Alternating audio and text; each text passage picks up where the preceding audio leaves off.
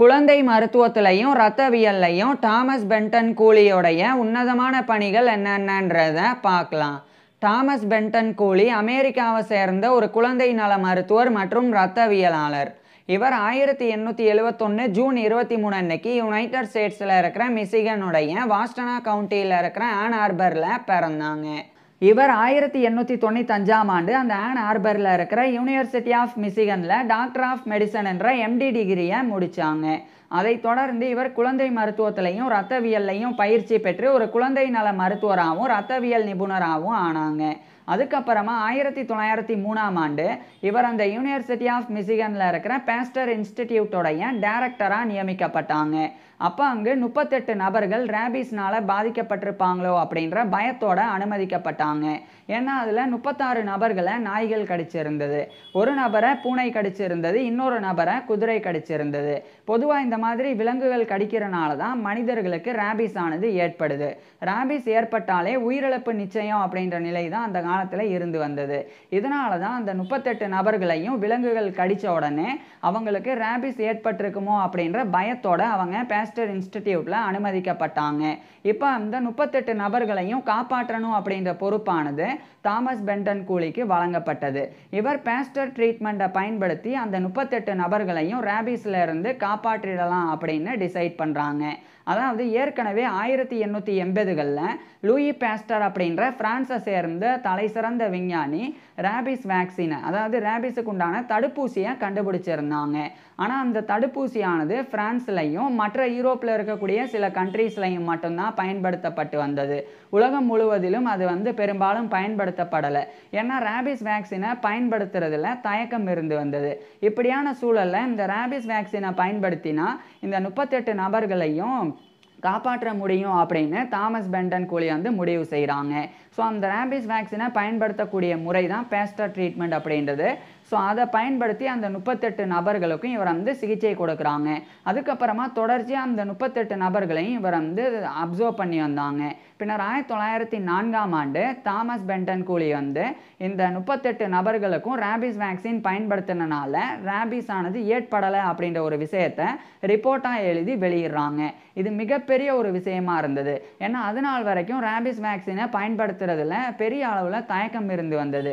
அப்படியான சூழலில் 38 நபர்களுக்கு ரேபிஸ் வேக்சின் ஆனது பயன்படுத்தப்பட்டு அந்த 38 நபர்களுக்கும் ரேபிஸ் ஏற்படலை அப்படின்ற அந்த ஒரு தகவல் தெரிய வந்த உடனே ரேபிஸ் வேக்சின் மீது நம்பிக்கையானது அதிகரிக்க ஆரம்பிக்குது. இதன் மூலமாக ரேபிஸ் வேக்சின் ஆனது தயக்கமின்றி உலகம் முழுவதிலும் தொடர்ச்சியாக பயன்பாட்டிற்கு வர தொடங்கி இருந்தது. ஸோ அன்றிலிருந்து இன்று வரை இந்த நாய் கடித்தாலோ மற்ற விலங்குகள் கடித்தாலோ எந்த விதமான தயக்கமும் இன்றி ரேபிஸ் வேக்சின் ஆனது தொடர்ச்சியாக போடப்பட்டு வருது. இதுக்கு அடித்தளமிட்டது தாமஸ் பென்டன் கூலி தான். அதுக்கப்புறம் 1905ஆம் ஆண்டு இவர் அந்த ஆன் ஆர்பரில் இருந்து அதே மிசிகனில் இருக்கிற டெட்ராய்ட்டுக்கு போய் அங்கே ஒரு பீடியாட்ரிஷியன் குழந்தை நல மருத்துவராக பணியாற்ற தொடங்கியிருந்தாங்க. மேலும் அந்த டெட்ராய்ட்டில் இவர் பேபிஸ் மில்க் ஃபண்ட் அதனுடைய ஒரு மெடிக்கல் டைரக்டராகவும் நியமிக்கப்பட்டாங்க. பொதுவாக அந்த காலத்துலலாம் மாசடைந்த பால் தான், அதாவது கண்டாமினேட்டட் மில்க் தான் அதிகமாக குழந்தைகளுக்கு கிடைச்சி வந்தது. இதனாலேயே குழந்தைகள் அந்த பாலை குடிக்கிறனால அவங்களுக்கு அடிக்கடி வயிற்றுப்போக்கு டயரியா ஏற்பட்டது. அதன் மூலமாக உடம்புல நீர் சத்து குறைபாடெல்லாம் ஏற்பட்டு குழந்தைகள் இறந்து வந்தாங்க. இல்லைன்னா குழந்தைகளுக்கு ஊட்டச்சத்து குறைபாடு ஏற்பட்டது. அதன் மூலமாகவும் குழந்தைகள் இறந்து வந்தாங்க. இப்படியான சூழலில் இந்த பாலை பயன்படுத்துறதுனால எந்த பாதிப்பும் வரக்கூடாது அப்படின்ற அந்த ஒரு நோக்கத்தில் தான் இவர் அந்த பேபிஸ் மில்க் ஃபண்டோடைய மெடிக்கல் டைரக்டராக நியமிக்கப்பட்டிருந்தாங்க. இப்போ தாமஸ் பென்டன் கூலி ஒரு மெடிக்கல் டைரக்டராக அங்கே ஒர்க் பண்ண ஆரம்பிக்கிறாங்க. இவருடைய முறை என்னன்னா, அந்த மில்க்கு பாலை குழந்தைகளுக்கு கொடுக்கறதுக்கு முன்னாடியே அந்த பாலை கறக்கும் போதே அதை ஒரு குறிப்பிட்ட வெப்பநிலையில் வெப்பப்படுத்தணும். அப்படி வெப்பப்படுத்தினா அதில் இருக்கக்கூடிய கிருமிகள் அழிஞ்சிரும். அதுக்கப்புறம் அதை பயன்படுத்தலாம் அப்படின்னு சொல்லி இவர் பரிந்துரைக்கிறாங்க. அதுதான் பேஸ்டரைசேஷன் அப்படின்ற முறை. இதை லூயி பாஸ்டர் அப்படின்ற அந்த பிரான்ஸை சேர்ந்த விஞ்ஞானி தான் உருவாக்கியிருந்தாங்க.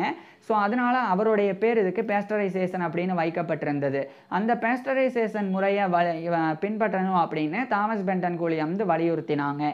இதன் மூலமாக தான் அதுக்கப்புறம் இந்த பால் அப்படின்றது தர கட்டுப்பாட்டுக்குள்ளே தயாரிக்கப்படக்கூடிய உற்பத்தி செய்யக்கூடிய அனைத்து பால்களுமே வந்து பேஸ்டரைசேஷன் பண்ணப்பட்டு தான் அதுக்கப்புறம் வந்து பேக்கில் வந்து அடைக்கப்பட்டு அது வந்து டிஸ்ட்ரிபியூட் பண்ணப்படணும் அப்படின்ற அந்த நடவடிக்கைகளானது மேற்கொள்ளப்பட்டது. இதன் மூலமாக ஆரோக்கியமான பாலானது குழந்தைகளுக்கு கிடைக்க ஆரம்பிச்சிருந்தது. இதனால் அவங்களுக்கு வயிற்றுப்போக்கோ ஊட்டச்சத்து குறைபாடோ ஏற்படலை. இதனாலேயே எண்ணில் அடங்காத குழந்தைகள் காப்பாற்றப்பட்டாங்க. அதுக்கு தாமஸ் பென்டன் கூலி மிக முக்கிய காரணமாக இருந்தாங்க.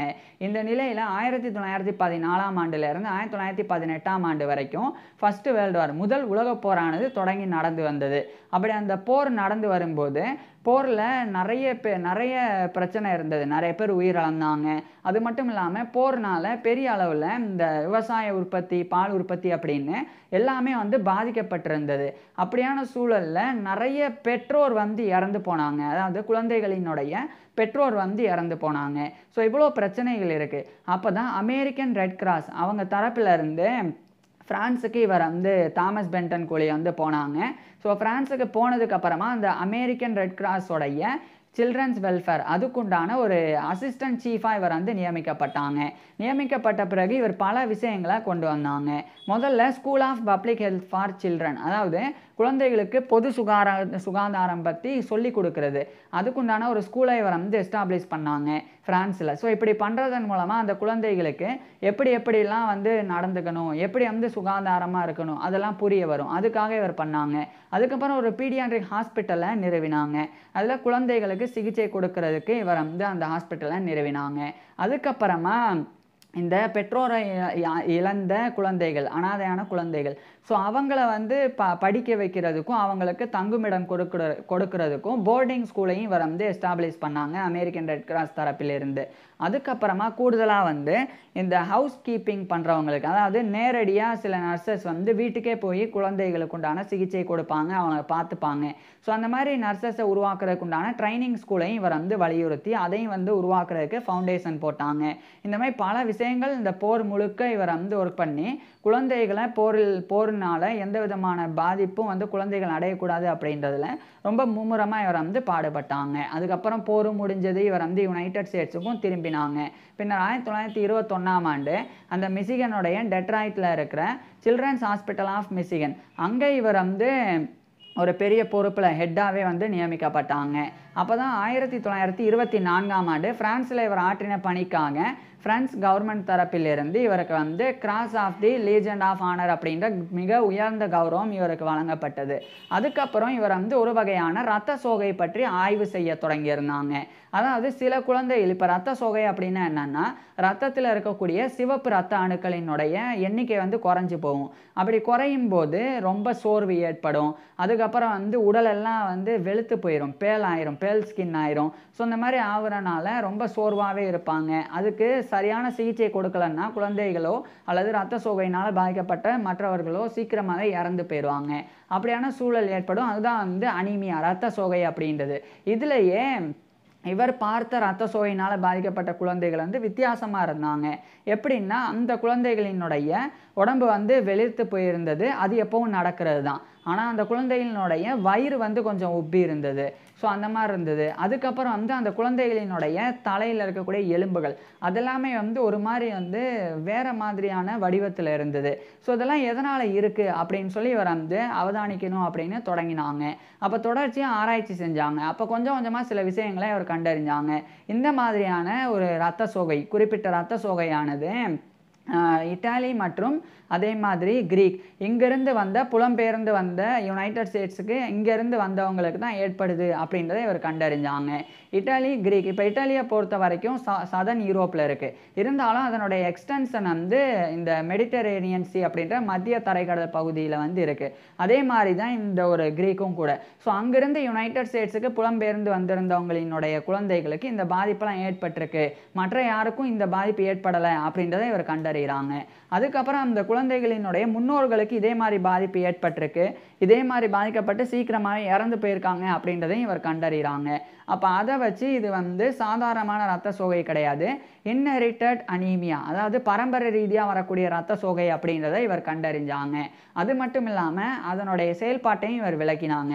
எப்படின்னா இது வந்து மரபணு குறைபாடு மூலமாக தான் இந்த ரத்த சோகை ஏற்படுது. இது எப்படி ஏற்படுது அப்படின்றத ஒவ்வொன்றா சொல்கிறேன்.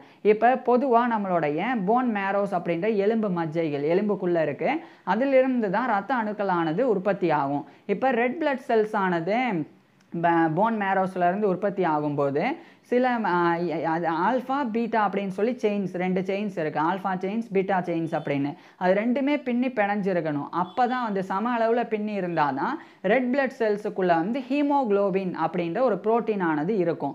அதாவது சிவப்பு ரத்த அணுக்களில் ஹீமோக்ளோபின் அப்படின்ற புரோட்டீன் இருக்கும். இந்த ஹீமோக்ளோபின் தான் வந்து நுரையீரலில் நம்ம உரியக்கூடிய ஆக்சிஜனை ரத்த வழியாக எடுத்துக்கிட்டு அதை நம்மளுடைய உடல் முழுக்க கொண்டு போகுது. அப்பேற்பட்ட ஹீமோக்ளோபின் வந்து நான் ஏற்கனவே சொன்ன மாதிரி ஆல்ஃபா செயின்ஸ் பீட்டா செயின்ஸ் ரெண்டுமே வந்து ஒரே அளவில் பின்னி இருந்தால் தான் ஹீமோக்ளோபின் ரெட் பிளட் செல்ஸில் உருவாகும். ஆனால் இந்த மரபணு குறைபாடு உள்ள நான் சொன்ன அந்த இட்டலி மற்றும் கிரீக்ல இருந்து புலம்பெயர்ந்து வந்திருந்த ஒரு எத்னிக் குரூப், ஒரு இனக்குழு, அந்த இனக்குழுவில் இருக்கக்கூடிய மக்களினுடைய மரபணுவில் இந்த பிரச்சனை இருக்குது. அந்த பிரச்சனை என்னன்னா இந்த ஆல்ஃபா பீட்டாவில் பீட்டா செயின் வந்து உருவாகாது, ஆல்ஃபா செயின் மட்டும்தான் உருவாகும். இப்போ ஆல்ஃபா செயின் மட்டும் இருந்தால் அது வந்து டாக்ஸிக்காக மாதிரி ஹீமோக்ளோபினை உருவாக்காது. அப்போ ரெட் பிளட் செல்ஸில் ஹீமோக்ளோபின் இருக்காது. அதே சமயம் ரெட் பிளட் செல்ஸ் வந்து ரொம்ப வலுவிழந்தும் இருக்கும். பொதுவாக போன் மேரோஸ் வந்து ரெட் பிளட் செல்ஸை உற்பத்தி செஞ்சால் அந்த ரெட் பிளட் செல்ஸ் ஆனது கிட்டத்தட்ட 120 நாட்கள் வரைக்கும் உயிர் வாழும். ஆனால் இந்த மாதிரி வெறும் ஆல்ஃபா செயின்ஸ் மட்டும் இருக்கிறனால ஹீமோக்ளோபின் இல்லாமல் வேற ஒரு வடிவத்தில் ரெட் பிளட் செல்ஸ் ஆனது இருக்கும், அது வலுவிழந்தும் இருக்கும். இப்பேற்பட்ட ரெட் பிளட் செல்ஸ் எல்லாம் வந்து ரொம்ப சீக்கிரமாகவே அழிஞ்சு போயிட்டே இருக்கும். ஸோ ரெட் பிளட் செல்ஸ் வந்து அழிஞ்சு போயிட்டே இருக்கிறனால ரத்த சோகை வந்து ஏற்படும். இப்போ அந்த ரெட் பிளட் செல்ஸை வந்து அழிஞ்சு போனதுக்கப்புறம் அது வந்து நச்சுத்தன்மையானதாக மாறிடும். இப்போ அதை வெளியேற்றுறதுக்கு இந்த ஸ்ப்ளீன் அப்படின்ற மண்ணீரலும் லிவர் அப்படின்ற கல்லீரலும் முயற்சி செய்யும். அப்படி முயற்சி அதிகமாக வந்து செய்கிறனால அந்த மண்ணீரலும் கல்லீரலும் வந்து வீங்கும். அதில் ஏற்படக்கூடிய வீக்கம் தான் வயிறு உப்புறதுக்கு காரணம். ஸோ இந்த ஒரு விஷயத்தை கண்டறிகிறாங்க. அதுக்கப்புறம் போன் மேரோஸ் வந்து ரெட் பிளட் செல்ஸோடைய அளவு வேகமாக கம்மியாகுது, 120 நாள் தாங்க மாட்டேங்குது அப்படின்னு தெரிஞ்ச உடனே மறுபடியும் அதிகமான ரெட் பிளட் செல்ஸ் அது உற்பத்தி செய்ய ஆரம்பிக்கும். அப்போ அந்த போன் மேரோஸ் வந்து விரிய ஆரம்பிக்கும், அதன் மூலமாக எலும்புகள் விரியும். அப்படி தான் அந்த மண்டையில் இருக்கக்கூடிய தலையில் இருக்கக்கூடிய எலும்புகள் எல்லாம் வேறு வடிவத்துக்கு மாறுது அப்படின்றதையும் இவர் கண்டறிஞ்சாங்க. ஸோ இது 1925 இவர் விளக்கினாங்க. இது மிகப்பெரிய ஒரு விஷயமா இருந்தது. இவர் வந்து எரித்ரோபிளாஸ்டிக் அனிமியா அப்படின்னு விளக்கினாங்க. ஆனால் அதுக்கு இவருடைய பேரே கூலிஸ் அனிமியா அப்படின்னு இவர் அதை விளக்கினால அதுக்கு பேரிடப்பட்டது. அது இன்றைய காலகட்டத்தில் வந்து தலசேமியா மேஜர் அப்படின்னும் அழைக்கப்படுது. ஸோ அந்த மாதிரி ஒரு மரபணு குறைபாடுனால ஏற்படக்கூடிய புதிய வகையான இரத்த சோகையை இவர் தான் முதல் முறையாக விளக்கினாங்க. அது சர்வதேச அளவில் இவருக்கு மிகப்பெரிய கௌரவத்தை பெற்றுக் கொடுத்தது. அதுக்கப்புறம் 1930ஆம் ஆண்டு அமெரிக்கன் அதுக்கு முன்னாடி 1935 இது பற்றி இந்த அனிமியா பற்றி இவர் வந்து அமெரிக்கன் பீடியாட்ரிக் சொசைட்டியில் தெரிவிச்சிருந்தாங்க. அதுக்கப்புறம் 1930ஆம் ஆண்டு அமெரிக்கன் அகாடமி ஆஃப் பீடியாட்ரிக்ஸ் அதை வந்து கிட்டத்தட்ட 35 பீடியாட்ரிஷியன்ஸ் இணைந்து நிறுவினாங்க. அதில் ஒருத்தராக ஒரு கோஃபவுண்டராக தாமஸ் பென்டன் கூலியும் இருந்தாங்க. ஸோ இப்பேற்பட்ட நபர் இறுதியாக 1945 அக்டோபர் 13 அன்னைக்கு இவருடைய 74 வயதில் இறந்து போனாங்க. இப்பேற்பட்ட தாமஸ் பென்டன் கூலி பற்றி நீங்கள் என்ன நினைக்கிறீங்க அதை கீழே கமெண்ட்ஸில் சொல்லுங்கள். அதே மாதிரி இவருடைய ஃபுல் லைஃப் ஹிஸ்ட்ரியை நான் ஏற்கனவே பேசியிருக்கேன். அதை பார்க்குறதுக்கு கீழே டிஸ்கிரிப்ஷனில் லிங்க் கொடுத்துருக்கேன், கட்டாயமாக பாருங்கள். ஏன்னா இவர் ரொம்ப முக்கியம். இந்த அனிமியாவெல்லாம் இவர் விளக்கின பிறகு தான் அதுக்குண்டான சிகிச்சை முறைகள் எல்லாம் இன்றைய காலகட்டத்தில் உருவாக்கப்பட்டு பல லட்சக்கணக்கான கோடிக்கணக்கான குழந்தைகள் தொடர்ச்சி அன்றிலிருந்து இன்று வரை காப்பாற்றப்பட்டு வராங்க. தேங்க்யூ.